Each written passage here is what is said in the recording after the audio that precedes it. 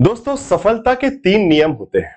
अगर आपको जिंदगी में कुछ भी करना है तो उसके 3 नियम है। पहली बात, खुद से वादा करना है कि ये मैं कर सकता हूं। दूसरी बात कि सबसे ज्यादा मेहनत, मतलब दूसरे जितनी मेहनत कर रहे हैं उससे ज्यादा अगर आपको उस चीज की जरूरत है तो आपको उनसे ज्यादा मेहनत करनी पड़ेगी। और तीसरी बात कि इरादा भी पक्का होना चाहिए कि yes, I am going to do it. Okay, चलिए तो बात शुरुआत करते हैं आज के इस सबसे महत्वपूर्ण विषय पर कि क्या आने वाले 3 महीनों के अंदर, मतलब in the next 90 days, okay, जितने भी दिन बचे हैं तकरीबन आपके दिसंबर 2025 के एग्जामिनेशन के लिए, मोटे मोटे रूप से 80-90 दिन के आसपास बचे हैं, तो क्या इन सिर्फ 90 दिनों की प्रिपरेशन में जेआरएफ क्रैक किया जा सकता है कि नहीं? इस सवाल का बिल्कुल सटीक जवाब और एक स्ट्रेटेजिक प्लान मैं आपको इस वीडियो में दूंगा, तो प्लीज वीडियो के शुरू से लेकर अंत तक बने रहिएगा, एक बहुत जरूरी होने वाला है। ठीक है, चलिए तो स्टार्ट करते हैं। देखिए, कभी भी सक्सेस के मल्टीपल एलिमेंट्स होते हैं, कैसे कैसे स्ट्रेटजी बनानी है, तो हमेशा पहले तो एक विजन क्लियर हो। ओके, जैसे you have a vision, yes, you want to crack the JRF examination, you want to build a career in the academic field. आपका विजन क्लियर होगा, आपकी स्ट्रेटजी होगी, और आप उसको एग्जीक्यूट करेंगे एंड देन आपको सक्सेस मिलेगी। Okay, these are the multiple basic elements of basic dimension of a preparation plan. Okay, कि कैसे 90 दिनों के अंदर आपको क्या स्ट्रेटजी बनानी है। सो सिर्फ स्ट्रेटजी बना के नहीं छोड़ देना कि बस हाँ मन में ख्याली पुलाव पका लिए कि मैं 90 दिनों में कर लूंगा, नहीं, उसके हिसाब से चीजें एग्जीक्यूट करना है और सक्सेस भी अचीव करना है। Okay, now so one by one we will be talking about what are the important things that you need to make sure in the next 90 days. Okay, अगर आप चाहते हैं कि दिसंबर 2025 में जेआरएफ हर कीमत पर आपका हो, तो आपको क्या करना है, एक एक करके पॉइंट बताऊंगा, ध्यान से सुनते जाइएगा। सबसे पहले तो काम ये कर लीजिएगा कि text book super coaching platform के इस चैनल को सब्सक्राइब कर लीजिए, जिससे आपको सारे इंपॉर्टेंट अपडेट्स वगैरह मिलते रहे, और साथ साथ टेलीग्राम ग्रुप को ज्वाइन कर लीजिए। ओके, चलिए तो आप बात करते हैं one by one, point by point. There are 5 points and instruction from my side. Okay, मेरे अपने एक्सपीरियंस के हिसाब से 5 इंस्ट्रक्शंस मैं आपको दे रहा हूं, ध्यान से लेते जाइए एक एक करके वन बाय वन। ओके, पहली बात, ओके, क्या क्या स्टेप्स फॉलो करने हैं। पहला पॉइंट आता है कि don't prepare as per the syllabus, prepare as per the previous year question trend. बहुत सारे स्टूडेंट्स यही गलती करते हैं और अपना वक्त, ओके, वक्त की जो समस्या ना कि क्या 3 महीने में, तो 3 महीने या फिर 90 दिन जो भी है वो सब बहुत आसान होता है if you have got the bull size कि अच्छा हाँ मुझे यहां अटैक करना है, नहीं तो गोल गोल चक्कर में घूम रहे हैं कि अच्छा कहां जाना है पता ही नहीं, पढ़े जा रहे हैं और वक्त की बर्बादी हो जा रही है। ठीक है, तो सिलेबस के हिसाब से नहीं, किसके हिसाब से पढ़ना है आपको, प्रीवियस ईयर पेपर के ट्रेंड के हिसाब से। It means you have to keep analysing PYQ on a regular basis. Okay, हर हफ्ते रेगुलर को उसको एनालाइज करते रहिए, समझते रहिए कि आखिर किस यूनिट से कैसे क्वेश्चंस आ रहे हैं, उसके हिसाब से टॉपिक कवर कीजिए। पहला पॉइंट, ओके, सबसे ज्यादा वक्त बचता है इसमें, आपको पता चलेगा what to study what not to study. Second point आपका क्या आता है, सेकंड पॉइंट है don't focus on covering all units. Okay, बहुत सारे सोचते हैं कि अच्छा 10 यूनिट का सिलेबस कवर करना है और उसके बाद तैयारी शुरू होगी, नहीं, आपको टारगेट करना है कि किसी भी आपके विषय से, जैसे कि मान लीजिए पॉलिटिकल साइंस के स्टूडेंट्स है, तो पॉलिटिकल साइंस में पता है कि भाई unit number 5 international relation, Indian foreign policy या फिर political institution of India, unit number 7 से ही मैक्सिमम क्वेश्चन आ रहे हैं।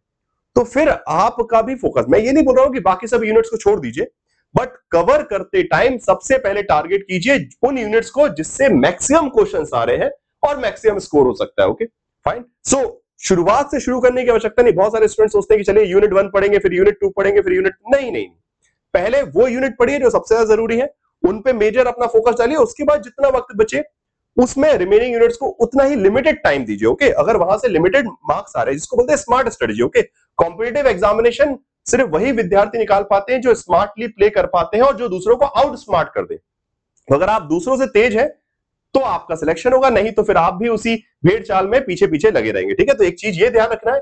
इसके बाद नेक्स्ट पॉइंट क्या आता है आपका कि don't waste your time in the multiple resources. Okay, बहुत सारे लोग लगे रहते हैं कि अच्छा ये वाली क्लास भी देख ली, ये वाले नोट्स भी पढ़ लिए, अच्छा यहां से ही मिल गए, किसी दोस्त ने नोट्स दिए, हाँ भाई ये भी पढ़ लेंगे, अच्छा फलानी कोचिंग के नोट्स मिल गए फ्री, चलो ये भी पढ़ लेते हैं। बहुत सारे रिसोर्सेज में लगे रहते हैं and that is because time is money. Okay, आप उसको वेस्ट करते रहोगे कि हाँ ये भी, but you have to first of all analyse, जो कि जो पहला पॉइंट होता है कि पीवाईक्यू ट्रेंड देखिए और उसके हिसाब से देखिए कि बेस्ट रिसोर्स आपको कहां मिल रहे हैं और उस पर ट्रस्ट कीजिए, रिलाई कीजिए और प्रिपरेशन कीजिए।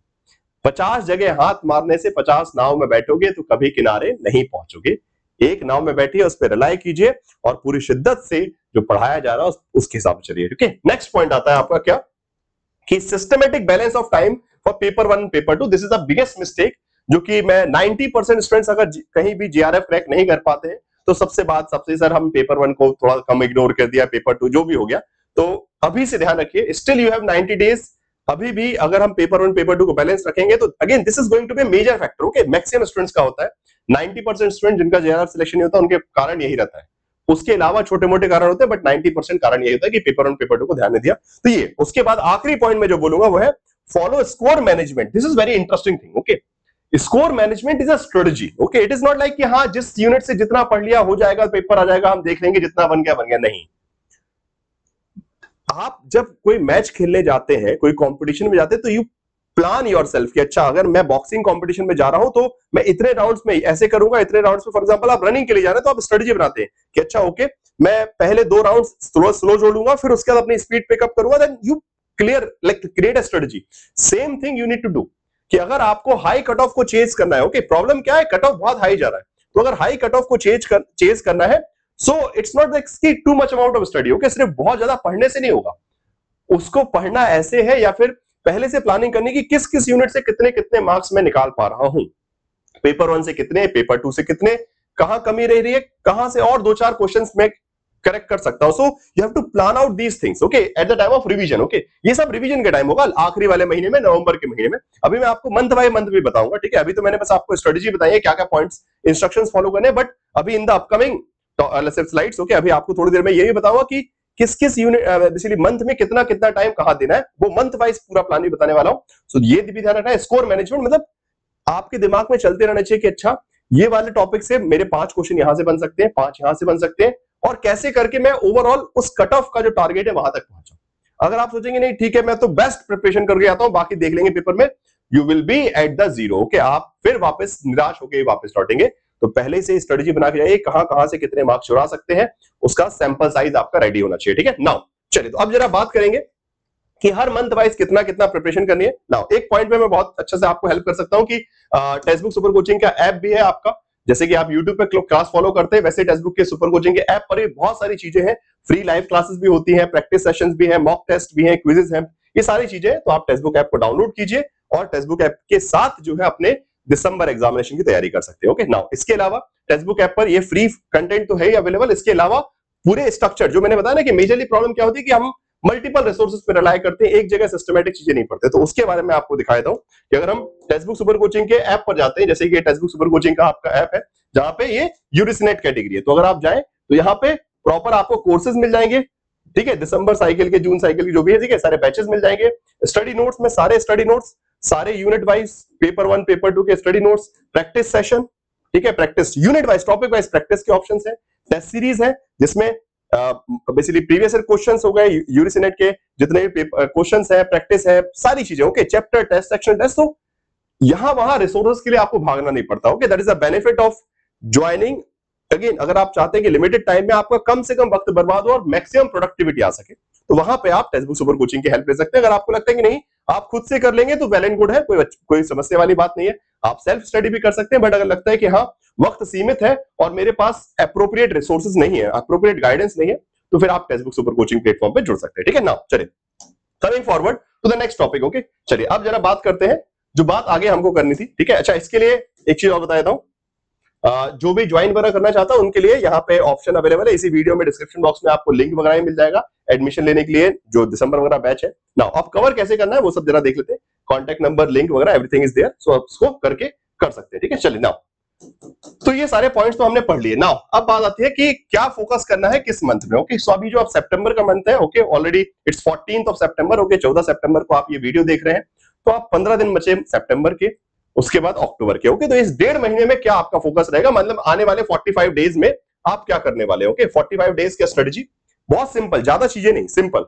Targeted unit wise preparation for both paper 1 paper 2। उन यूनिट को फोकस कीजिए जो आपको लगता है सबसे ज्यादा इंपॉर्टेंट है। आपके टीचर जैसा बता रहे हैं कि इन यूनिट से, या फिर even you can analyse yourself कि अच्छा दीज आर द यूनिट्स जो कि from the previous year papers. Okay, आप प्रीवियस पेपर को पढ़ के जो है एनालाइज कर सकते हैं कि इन यूनिट से सबसे ज्यादा अमाउंट में क्वेश्चन आ रहे हैं, उनको टारगेट कीजिए और पहला टारगेट लगाइए कि इन यूनिट्स को कवर करना है। ओके, नाउ उसके बाद टाइम बच जाए तो दूसरी यूनिट पे, उसके बाद इसके साथ साथ वीकली हर हफ्ते लेटेस्ट प्रीवियस ईयर पेपर को एनालाइज करते रहना है, ठीक है। मान लीजिए तकरीबन 4 या 5 हफ्ते पढ़ेंगे आपको, ठीक है।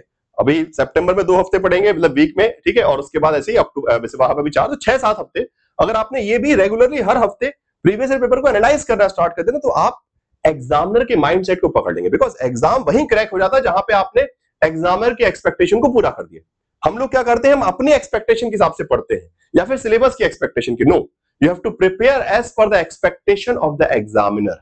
जब आप उसके दिमाग से मैच कर जाओगे, एग्जाम क्रैक हो जाएगा, और उसके लिए बार बार उससे मिलना पड़ेगा। ओके, आप एग्जामिनर से पर्सनली तो जाके नहीं मिल सकते, बट हाँ, उसके द्वारा बनाए गए प्रीवियस ईयर पेपर से आप हर हफ्ते मिल सकते हैं, मुलाकात कीजिए और जान लीजिए कि आखिर वो चाह क्या रहा है आपसे। ओके, तो आपको पता रहे कहां कितनी मेहनत करनी है। उसके बाद unit wise sectional test and question practice, ये साथ में। जब हम यूनिट वाइज प्रिपरेशन कर रहे हैं तो उन्हीं यूनिट की सेक्शनल टेस्ट, ये 3 चीजें, और आखिरी में ये जो सब टारगेट यूनिट वाइज प्रिपरेशन करेंगे तो साथ में शॉर्ट नोट्स। ओके, तो मतलब ये चीजें पैरेलली चलेंगी। हर हफ्ते आपने प्रीवियस पेपर लगा लिया, जिससे आपको समझ में आते रहे कि क्या क्या कैसे क्वेश्चन किस यूनिट से आ रहे हैं।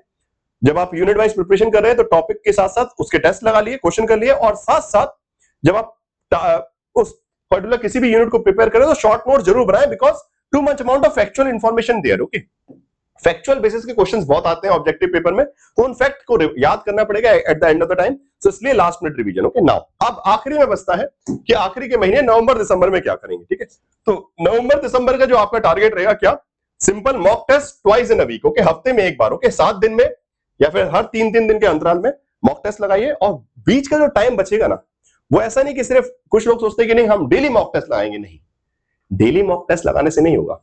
आप एक दिन मॉक टेस्ट लगाइए और 3 दिन उसमें जो जो कमियां की है उसको, उसकी बाल की खाल निकाल के छोड़ दीजिए कि ये मुझसे गलत हुआ कैसे, इसको मैं पढ़ूंगा, इसको मैं समझूंगा, इसको मैं रिवाइज करूंगा, सब कुछ कीजिए उसके बारे में, और फिर अगले मॉक टेस्ट पे जाइए। क्योंकि selection and increasing in marks is only possible when you are ready to change yourself. आप उसी हथियारों के साथ युद्ध नहीं लड़ सकते, आपको अपने हथियार को शार्प करना पड़ेगा, आपको अपनी धार को तेज करना पड़ेगा। तो धार को तेज करने के लिए अपनी गलतियों को समझना है और फिर उस पर वर्क करना है, फिर अगली बार फिर युद्ध लड़ने आना है। डेली डेली युद्ध लड़के रोज रोज हार के तो डिसअपॉइंट हो जाओगे। एक दिन युद्ध लड़िए, एग्जाम दीजिए, फिर उसको 3-4 घंटे बैठ के समझिए कि हाँ मैंने क्या क्या गलतियां की है, फिर उसके बाद। ओके, और साथ साथ एक और काम, practice time management for the exam hall, ये पैरेलली करना है। जब नवंबर दिसंबर में आप दिसंबर में मान के चलिए 10-12 तारीख के आसपास आपके एग्जाम स्टार्ट हो जाएंगे, तो वही मोटे मोटे 80 to 90 डेज आपके पास बचे हैं। तो इन सब चीजों का आप ध्यान रख सकते हैं, एंड ये चीज भी ध्यान रखिएगा, टाइम मैनेजमेंट, मतलब अभी से नहीं, नवंबर दिसंबर में जब आप मॉक टेस्ट लगा रहे होंगे तब देखिए कि क्या 3 घंटे में आपका प्रॉपर्ली पेपर हो पा रहा है कि नहीं हो पा रहा है। अगर नहीं हो पा रहा तो कैसे टाइम मैनेज करें, पहले पेपर 2 से स्टार्ट करूं, पहले पेपर 1 से स्टार्ट करूं, all these things. Okay, again, और ये सब मॉक टेस्ट वगैरह की फैसिलिटी जो है आपको फेसबुक के ऐप पर भी मिल जाएगी। ठीक है, fine. So this was my plan as per me. Yes, it is definitely 100% possible to crack the examination. But there are some conditions जो मैंने आपको बताई है कि आपको टाइम वेस्ट नहीं करना है, सही रिसोर्सेज पे जाइए, सही गाइडेंस के साथ पढ़िए, और वक्त की बर्बादी ना करते हुए बिल्कुल डेडिकेटेड वे में पढ़िएगा। डेफिनेटली सिलेक्शन हो सकता है, जीआरएफ इज पॉसिबल, बस कंसिस्टेंसी आपकी तरफ से चाहिए। ओके, सो इसी के साथ इस वीडियो को समाप्त करूंगा। Thank you so much. बाकी टेक्स्ट बुक सुपर कोचिंग के इस टेलीग्राम ग्रुप पे जुड़े रहिए and subscribe to the text book super coaching platform. Video अच्छा लगा है तो कमेंट बॉक्स में जरूर बताइएगा, और भी कोई डाउट है आपको तो do tell me in the comment box. मैं जैसे ही मुझे टाइम मिलेगा मैं डेफिनेटली आपको रिप्लाई करूंगा, एंड अपने दोस्तों को भी शेयर कीजिएगा। Thank you so much for watching this video and save this also. Okay, कभी भी आपको लगे कि आपकी प्रिपरेशन में कुछ ऊंच नीच हो रही है तो वीडियो को देखिएगा, अपने आप आपको सही रास्ता समझ आ जाएगा। ठीक है, थैंक यू सो मच।